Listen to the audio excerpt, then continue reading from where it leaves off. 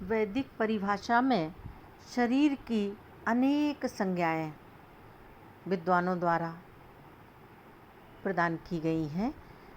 Doctor Vasudev शरण अग्रवाल जी ने वैदिक परिभाषा में शरीर की संज्ञाएं निबंध लिखा है। आइए जानते हैं कि ये मानव शरीर को कितने रूपों में हम समझ सकते हैं। वेद भारतीय ज्ञान के अक्षय कोश हैं। उनमें क्रांतिदर्शी ऋषियों के अध्यात्म अनुभवों का बहुत ही उत्कृष्ट काव्यमय वर्णन पाया जाता है। उस काव्य की परिभाषाएं अनेक उपाख्यान और सुंदर रूपकों के द्वारा प्रकट की गई हैं। लौकिक काव्य के निर्माता संत कवियों ने भी शरीर को चादर, चरखा, सरोवर आदि नाम देकर मनोहर रूपकों के द्वारा उसका वर्णन किया है। कबीरदास जी ने अपने अनुभवों को व्यक्त करते हुए अनेक भजन इसी शैली में लिखे हैं। एक भजन है कबीरदास जी का जो अत्यंत प्रसिद्ध है।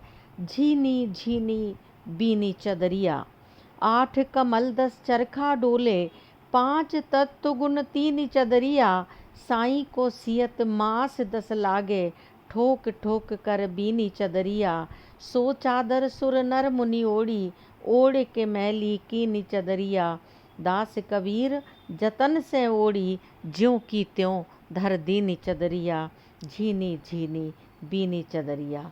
यहाँ शरीर का रूपक चादर की दृष्टि से बांधा गया है। यह देह एक वस्त्र है जिसके निर्माण में विधाता के बहुत बड़े कौशल का परिचय मिलता है।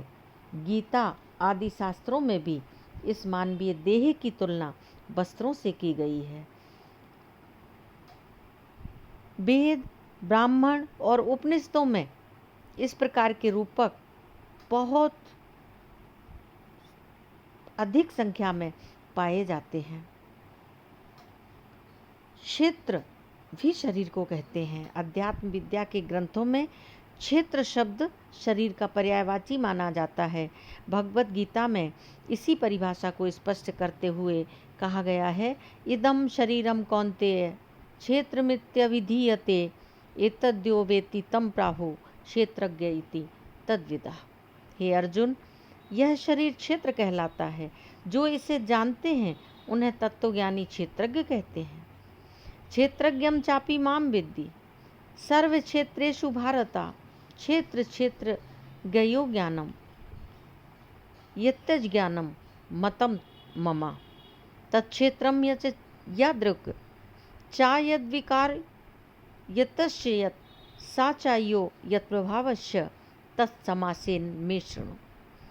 ऋषि भी बहुधा गीतम छंदो भी विविधे पृथक, ब्रह्मसूत्र पदेश्यव हेतुमत भी विनिश्चिते, महाभूतान्य अहंकारो बुद्धि व्यक्तमेव चा, इंद्रियाणि दशेकम चा पंचचेन्द्रिय गोचरा, इच्छा द्वेषम सुखम दुखम संघातश्चेतना घृति, एतत् क्षेत्रम समासेन सविकारम उदाहृतम। हे भारत, सब क्षेत्रों में क्षेत्रज्ञ भी मुझे ही समझ। क्षेत्र और क्षेत्रज्ञ का जो ज्ञान है यही मेरा ज्ञान माना गया है। क्षेत्र क्या है, किस प्रकार का है, कौन कौन विकार हैं, किससे क्या होता है, ऐसे ही वह क्षेत्रज्ञ कौन है, उसका प्रभाव क्या है, इसे सुनो। पृथ्वी आदि 5 स्थूल महाभूत, अहंकार, बुद्धि, अव्यक्त प्रकृति, 10 सूक्ष्म इंद्रियां और 1 मन, इंद्रियों के 5 विषय इच्छा, द्वेष, सुख, दुख, संघात, चेतना अर्थात प्राण, व्यापार और धृति, इस समुदाय को सविकार क्षेत्र कहते हैं।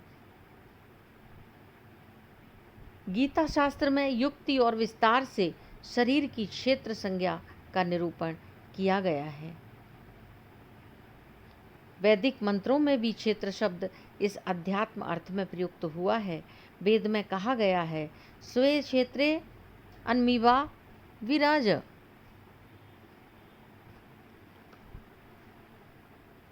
अपने क्षेत्र में अनामय होकर रहो। यह क्षेत्र किसी भी दैहिक या आध्यात्मिक व्याधि से क्लिष्ट न हो। दैहिक, दैविक, भौतिक ताप ही अमीब या व्याधियां हैं जिनसे क्षेत्रज्ञ या प्राणी संतप्त रहते हैं। तुलसीदास जी ने भी कहा है, दैहिक, दैविक, भौतिक तापा, राम राज नहीं काहू व्यापा। इस व्याधि शून्य स्थिति को जब मनुष्य प्राप्त कर लेता है तभी वह समाधि की ओर अग्रसर होता है। शन्ना क्षेत्रस्य पतिरस्तु शंभु। हमारे क्षेत्र का स्वामी या क्षेत्रपति कौन है? शंभु या कल्याणकर हो। यह क्षेत्रपति क्षेत्रज्ञ ही है। सब मनुष्यों का नित्य प्रति यही शुभ संकल्प होना चाहिए कि हमारा क्षेत्रपति शंभु हो और हमारा क्षेत्र निरामय और निर्विकार रहे। बौद्ध ग्रंथों में आया है, भगवान बुद्ध ने भी एक बार भारद्वाज ब्राह्मण से, जो खेती करता था, आध्यात्मिक कृषि का निरूपण किया था। उसमें श्रद्धा, बीज, तप, वृद्धि और प्रज्ञा हल है। काल संयम, वाक संयम, आहार संयम, ये कृषि क्षेत्र की मर्यादाएं हैं। पुरुषार्थ बैल हैं, मन जोत है। इस प्रकार की कृषि से अमृतत्व का फल मिलता है। पाणिनि ने पर क्षेत्र का अर्थ क्षेत्रीयस्य पर क्षेत्रे चिकित्सा, पर क्षेत्र का अर्थ जन्मांतर या शरीरांतर लिया। कालिदास कवियों ने भी क्षेत्र शब्द को अध्यात्म अर्थ में प्रयुक्त किया है। योगिनो यम विचिन्वन्ति क्षेत्रभ्यंतवर्तिनम अनावृत्तिमयम यश पद्माहु मनीषिणा। यमक्षरम क्षेत्रविदो विदुस्तम आत्मात्मलोकयंत्यम। कुमार संभव में भी यही कहा गया है।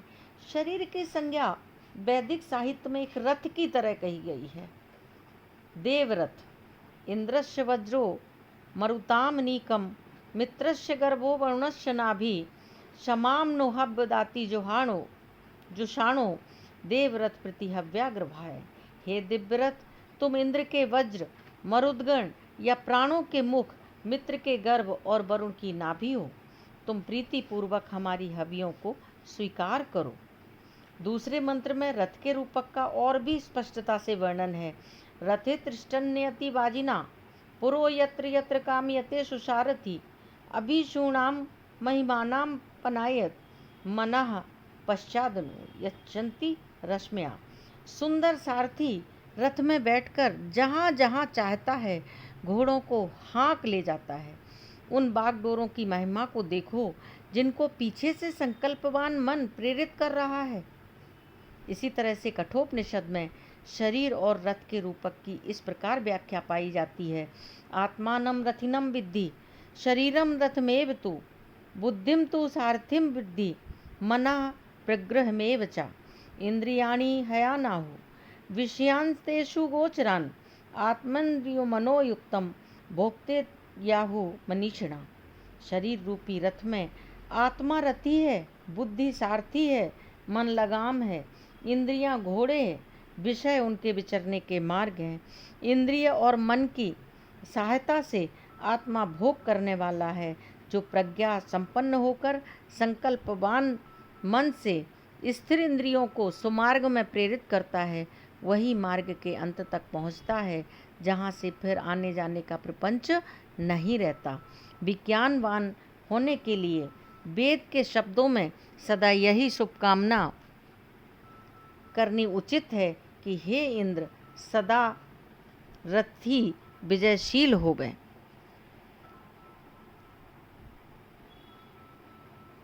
अस्माक इंद्र रथिनो जयंतु, रथ में बैठने वाले की कभी पराजय ना हो। इसी के साथ देवपुरी कहा गया है शरीर को।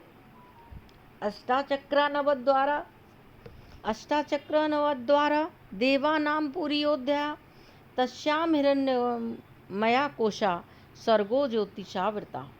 यह शरीर जिसमें 8 चक्र हैं, 9 इंद्रिय द्वार हैं, देवपुरी अयोध्या है। इसमें ज्योति से पूर्ण स्वर्ण का कोश मस्तिष्क है, जिसे स्वर्ग कहते हैं। मस्तिष्क को स्वर्ग कहा गया है। मस्तिष्क ही सोम पूरित द्रोण कलश या अमृत कुंभ है। कालिदास ने भी मन को 9 द्वारों वाला कहा है।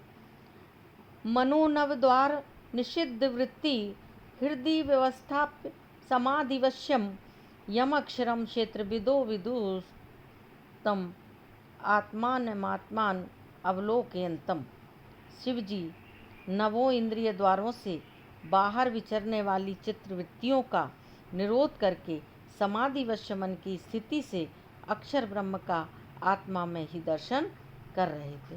तो इस तरह से 9 द्वारों में एक और विद्युति द्वार जोड़ देने से कहीं कहीं पर 10 द्वारों की भी गणना की गई है। जैमिनीय उपनिषद में लिखा है, तंबागेव भूत्वा अग्नि, प्राविशन्मनो भूत्वा चंद्रमाश्चक्षुर्भूत्वा, द्वितीयश्रोत भूत्वा, दिशा प्राणो भूत्वा वायु, एषा देवी परिषद, देवी सभा, देवी संसद। 3 परिषदें, देवी परिषद, देवी सभा और देवी संसद। इनमें निम्न देवताओं का वास है: अग्नि, चंद्रमा, आदित्य, दिशाएं और वायु। अग्नि वाक और मुख, चंद्रमा मन और हृदय, आदित्य चक्षु और अक्षि, दिशाएं श्रोत्र या कर्ण, वायु प्राण नासिका। इनके देवता औषधि वनस्पति, लोम त्वचा, मृत्यु अपान नाभि, जल रेता शिश्न। इन देवताओं की संज्ञा लोकपाल और लोक भी है।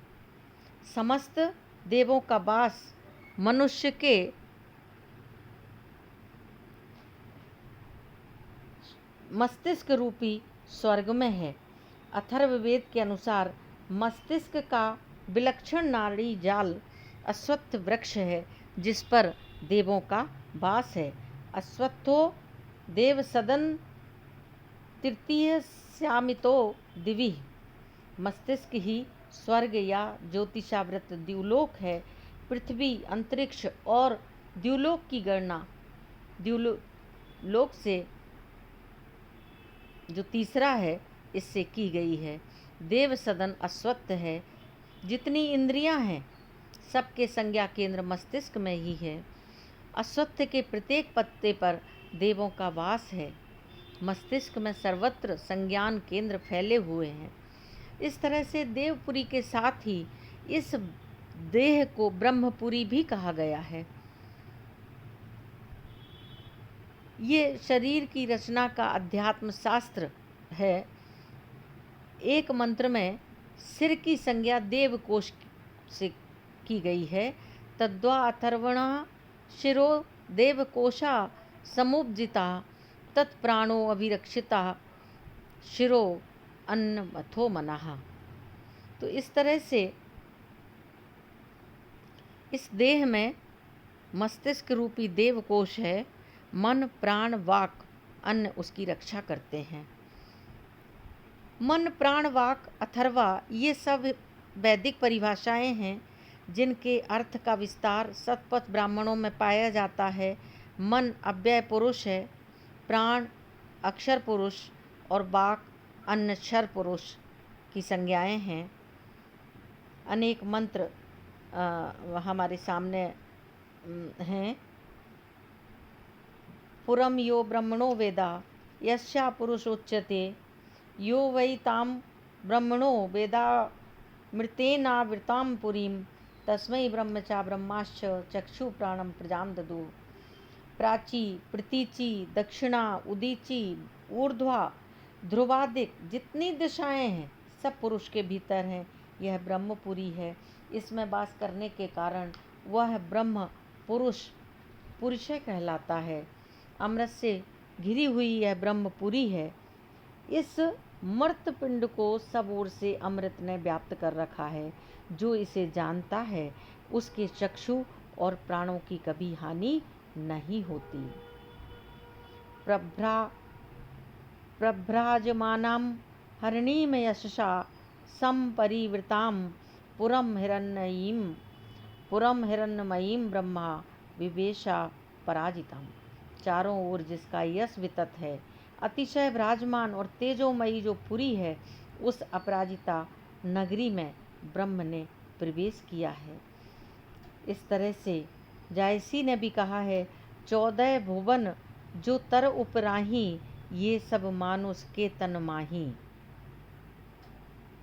यदि हम देखें तो अध्यात्म कवियों की काव्य परपाटी को सहृदय के साथ समझने के लिए आवश्यक है कि हम स्थूल वर्णों के मूल में निहित परोक्ष अर्थों को यथार्थ रीति से जानें। ध्रुवलोक, कैलाश, मानसरोवर, गंगा यमुना, त्रिकुटी, संगम, हंस, षटकमल, मेरु, गगनमंडल, तीन लोक, सप्त सागर, ये इतने सारे शब्द हैं जिनका उपयोग अध्यात्म प्रधान ग्रंथों में हमें मिलता है। ये पारिभाषिक शब्द हैं और इनको समझना अति गूढ़ है, रहस्यात्मक है। देवी वीणा भी हमारे शरीर को कई विद्वानों ने उपमाएं दी हैं। वैदिक साहित्य में शरीर का रूपक देव वीणा से बांधा गया है। यह शरीर सामान्य वीणा नहीं है, यह दैवी वीणा है। इसके स्वरों में देवों का संगीत है। जो कुशलता से इस वीणा को बजाता है, उसके कल्याणप्रद स्वर दूर दूर तक व्याप्त हो जाते हैं। उसके माधुर्य से सब मुग्ध हो जाते हैं। ऋग्वेद के सांख्यायन आरण्यक में इस रूपक का विस्तार से वर्णन किया गया है। अथ यम दैवी वीणा भवति तदनुकृति रसौ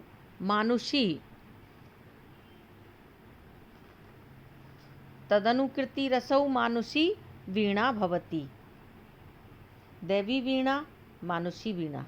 सिर, सिरे का भाग, पृष्ठवंश, पृष्ठदंड, उदर, अंभर या नीचे का भाग, मुख, नासिका, चक्षु, छिद्राणी, अंगुलियां, तंत्री, जिह्वा, वादन, स्वर, स्वर। आगे कवि कहता है, सायशा देवी वीणा भवति। साया एवमेतां देवीं वीणां वेद श्रुत वदनतमो भवति। भूमौ चास्य कीर्तिर्भवति। शुश्रुते हास्य परिष्टन्तु भाष्यमाणस्य इदमस्तु यदयमीहते यत्तार्या वाचं वदन्ति विदुरेणं तत्र। इस तरह से जो इस देवी वीणा को बजाना जानता है, उसकी वीणा के स्वर सुनने योग्य होते हैं। जब परिषदों में वह बोलने के लिए खड़ा होता है, सब लोग उसे सुनने के लिए सावधान हो जाते हैं। जो इसका संकल्प है, वही हमें भी स्वीकार है। तो इस तरह से जैसे कुशल वादक वीणा में से अनंत स्वर माधुर्य को उत्पन्न करता है, वैसे ही वाक रूपी वीणा का कुशल प्रयोक्ता वाणी के द्वारा अनंत अर्थों की सिद्धि करता है। उसके स्वर सामंजस्य से सब मुग्ध हो जाते हैं। वह जिस नवीन संगीत की तान छेड़ता है, सारा राष्ट्र चकित होकर उसको सुनता है। लोकमान्य महात्माओं की वाक महिमा की कोई इयत्ता नहीं है। इसी तरह से शरीर को दैवी नाव भी कहा गया है। भवसागर को पार करने के लिए मानुषी शरीर एक सुगठित नाव है। कितने इस पर चढ़कर दुस्तर भवसागर के पार चले जाते हैं, कितने बीच में ही रह जाते हैं। सुंदर मंत्र में इस देवी नाव का वर्णन देखिए। अथर्ववेद का मंत्र है, सूत्रामाणम पृथ्वीम द्याम नेहशम शुशुर्माण मदित्यम सुप्रणीतिम देवीम नावम स्वरित्राम नागसो अस्रवंती मारुहेमा स्वस्ति। हम लोग स्वस्ति तक पहुँचने के लिए इस दैवी नाव पर आरूढ़ हैं। यह नाव अश्रवंती है, कहीं से रिश्ती नहीं, स्वरित्रा है। उसमें इंद्रिय रूप बड़े सुंदर डांडे लगे हुए हैं। सुप्रणीति अर्थात सुगठित है, इसके निर्माण कौशल का क्या ठिकाना। यह अदिति है, अखंडनीय, देवों की जननी है, सुशर्मा, सुप्रतिष्ठित प्राण से संपन्न है। सुतरामा इंद्र की यह नाव है, इसमें पृथ्वी से द्युलोक तक की समस्त रचना है। ऐसी नाव पर चढ़ने वाले यात्री का अनागस अर्थात समस्त पापों से रहित होना सबसे बड़ी शर्त है। सुनासेप ने वरुण से यही प्रार्थना की है। अदुत्तमम वरुण पाशमस्मद अवाधमम बि मध्यमम श्रेयथाय अथा वैमादित्य वृत्ते तवाम नागसो अद्वितीय श्याम। हे वरुण, हमारे समस्त उत्तम मध्यम अधम पाशों को शिथिल करो। हे आदित्य, तुम्हारे व्रत में अनागस मन पाप रहित रहकर हम अद्वितीय स्थिति को प्राप्त हो गए। इस प्रकार आप देखिए, डॉक्टर वासुदेव शरण अग्रवाल जी ने अपने एक निबंध में मानव शरीर को कितनी संज्ञाओं से विभूषित किया है। प्राचीन ऋषियों ने क्षेत्र, रथ, देवपुरी, ब्रह्मपुरी, देव परिषद, देव संसद, देवी वीणा, देवस्थ, देवी नाव आदि अलौकिक रूपों के द्वारा मनुष्य शरीर का अध्यात्म प्रसंग वर्णित किया है। ओम शिव।